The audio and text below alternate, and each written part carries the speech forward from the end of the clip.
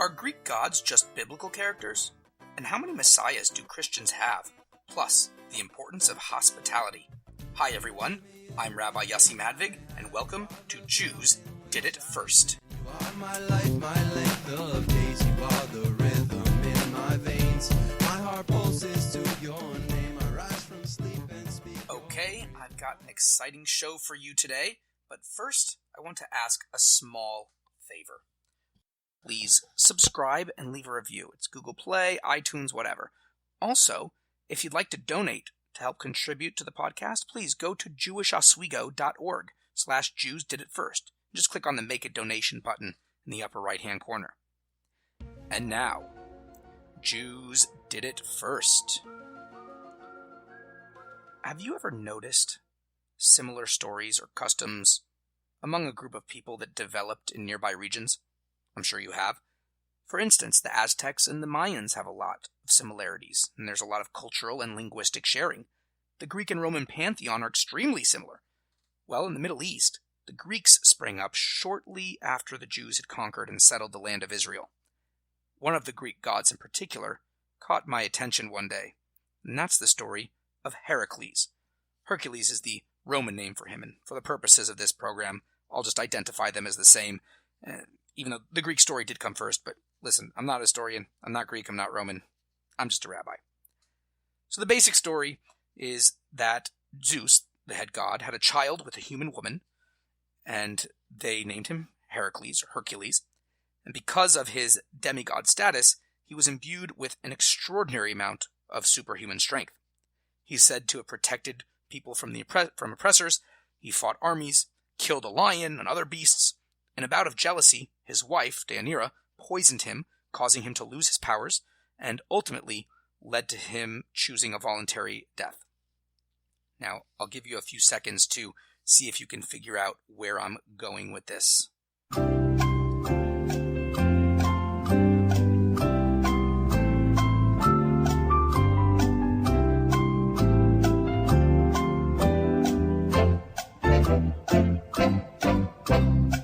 Figure it out? Well, the story of Hercules is recorded in the 12 Labors of Hercules by a man believed to be Peisander, a Greek poet, around 600 BCE or so. Now, there is mention of him in the Odyssey as well, Homer's Odyssey. That's around 800 BCE, but it doesn't seem that the story of Hercules is fully developed at that point. But let me tell you of a similar story that's about 300 to 400 years older. There's a woman approached by a divine being. This divine being told her that she will have a son, and that he will be different. And he saves the people from their oppressors. The child is born and has superior strength. He protects people, fights armies, even a lion, specifically. In the end, he's weakened by his wife, Delilah, which ultimately leads to him choosing a voluntary death. Okay, guys, one more chance.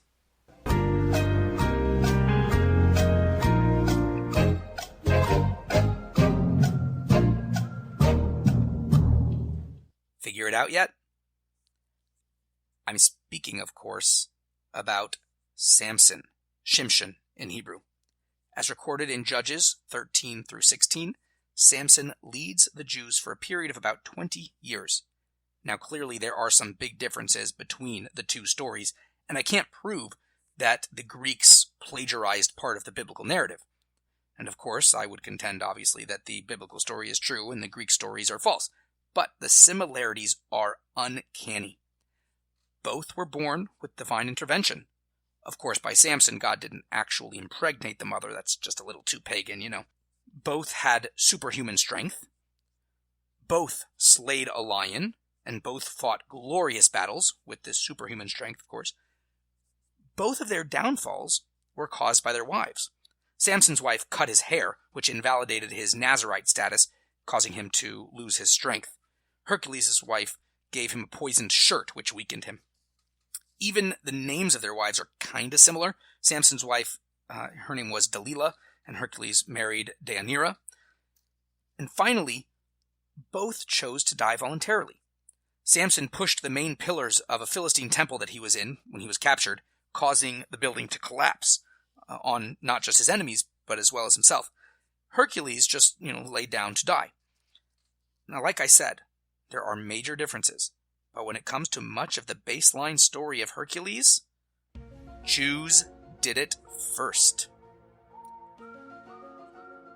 As an aside, there also seems to be a very strong connection to these two, to the story of Samson and the virgin birth story of Jesus back in the 1st century CE. We'll talk about that a little next week, which leads us right to the counter-missionary. This will, God willing, be the last segment I do on Isaiah 53. The truth is we could probably spend another 3 hours on it, but I think you've got the main gist of how Jews view this chapter of the Bible. The last thing I want to do is a thought experiment.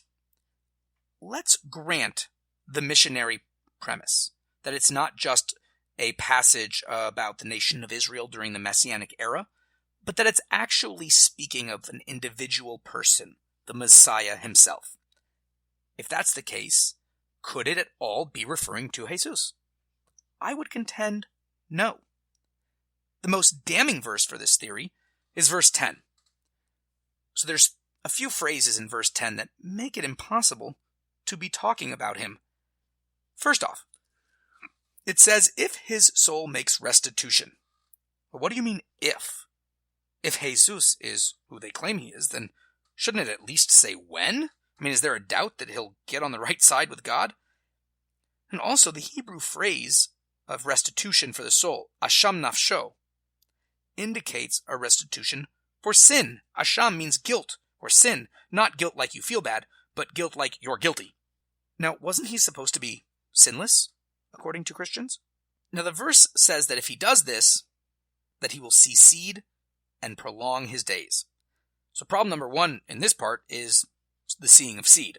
I don't think Jesus had any children. Okay, you may want to claim, as many missionaries do, that it therefore refers to students or followers, more spiritual rather than literal children. Okay, let's examine this claim. The Hebrew word used here is zera, seed. Now this word is like the English word seed. It can refer to seeds that you plant in the ground or human seed, egg and sperm. So therefore it's only used to refer to actual physical offspring. Never is it used in the Bible to refer to some kind of spiritual, or metaphorical, or other non-literal offspring. And don't worry, Hebrew does indeed have a word to use in such situations. That word is ben, son, or bat would be daughter. Now this can refer to an actual physical child, or as a metaphor for a student, a follower, or some kind of heir to an inheritance. The most blatant example of the contrast between zera, seed, and ben, son, is in Genesis 15, verses 2 through 4. There, Abraham is complaining that he has no children to inherit him. Therefore, he tells God that it seems Eliezer, his servant, will inherit him. Now, how does he refer to his servant? He calls him Ben Meshech Beti, the Damascene son of my house, because, Abraham continues, you have given me no zera, seed, therefore the Ben, son of my house, is my heir.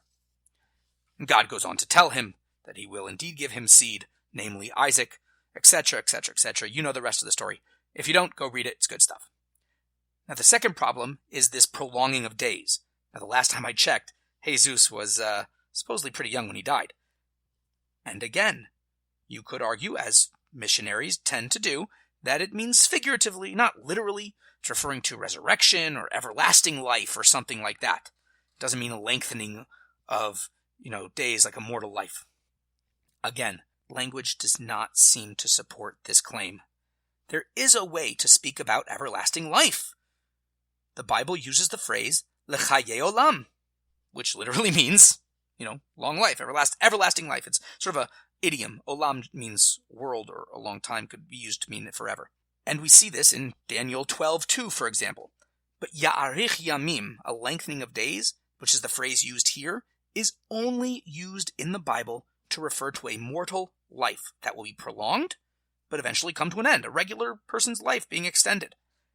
And we see this used in Devarim, Deuteronomy, chapter 17, verse 20, as well as 25:15. It's used in Mishle, Proverbs, chapter 28, verse 16, as well as Kohelet, Ecclesiastes, chapter 8, verse 13. And furthermore, what kind of blessing is long life if, as Christians say, he is God himself incarnate? And by definition, he should live forever, right? And I don't want to get into a nuanced discussion of Trinitarian theology, but certainly on its face, the idea is a little bit strange. Again, there's so much more to unpack regarding the missionaries' understanding of Isaiah 53, but these are the most relevant, and I think 3 segments is enough, don't you? And just to whet your appetite, like I said, next week we'll be talking about the virgin birth story. Now, again, I'm not trying to reverse missionize to Christians here. Please don't take this segment as a slam on Christianity. I'm merely showing that attempting to use the Jewish Bible, especially in this case Isaiah 53, is not helpful to their claim. Now, a short Devar Torah for this week's Torah portion, Vayera. After circumcising himself, Abraham was, understandably, in a lot of pain. However, his heart leapt for joy when 3 visitors, whom we later learn are really angels, come for a visit. Without hesitation, Abraham gets up, personally prepares a feast, and waits on his guests. There's a lot more to the story, but what I want to focus on is this aspect of having guests. In Judaism, it's a mitzvah called Hachnasat Orchim, welcoming guests. Of course, our lives are busy, and of course we have lots of important things to do, and we may even be having a difficult time right now. But welcoming a traveler into your home should take precedence. They're on the road. They're out of their environment, and they need your help and support. And this reminds me of a story of a couple, husband and wife, named Eliezer and Sarah. They had no children for a long time, and often had guests in their house. One Shabbat, the Sabbath, a destitute traveler comes to their door. Of course, Eliezer welcomes him in, lets him participate in the Shabbat meal, and even lets him stay the weekend in his home.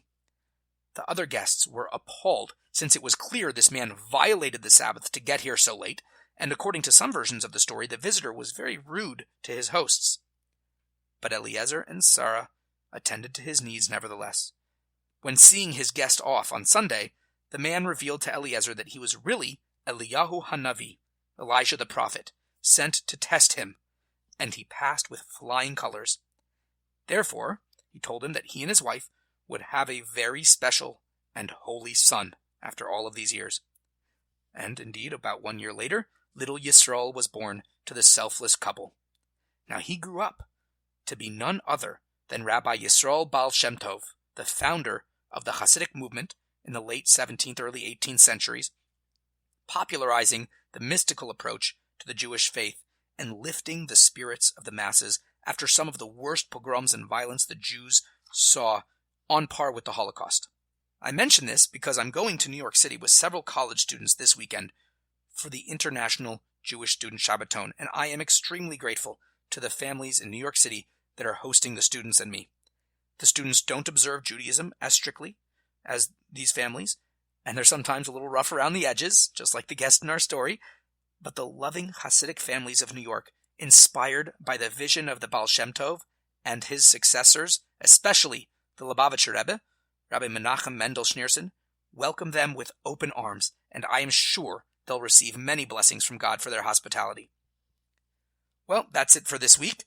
As always, please feel free to continue the conversation with me at Oswego Rabbi on Twitter, or you can email rabbi@jewishoswego.org, or on the Facebook page, Jews Did It First. Leave a comment. We'd love to hear from you. I can't wait to tell you all about New York City. Enjoy the rest of your week, and Shabbat Shalom. Countless are your brains, you are the power that saves. Some days I take hours to pray, but even if my tongue was sweet and lips graceful, I would